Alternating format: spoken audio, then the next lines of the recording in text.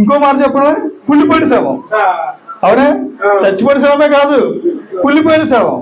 కుళ్ళిపోయిన శవంతో యేసయ్య మాట్లాడు, లాజరు బయటికి రా అన్నాడంట. బయటికి రా అనగానే ప్రేత వస్త్రములు చుట్టబడి అదే వస్త్రాలతో ఉన్నపాటిగా లేచి ఆ గుహలో నుంచి బయటికి నడుచుకుని వచ్చాడు లాజరు. దేవుడికి మహిమ కలుగును గాక. ఓ పాస్టర్ గారు అంటాడు, ఆ రోజున పిలిచినప్పుడు లాజరు బయటికి రా అన్నాడకప్పుడు సరిపోయిందంట. లాజరు అని కాకుండా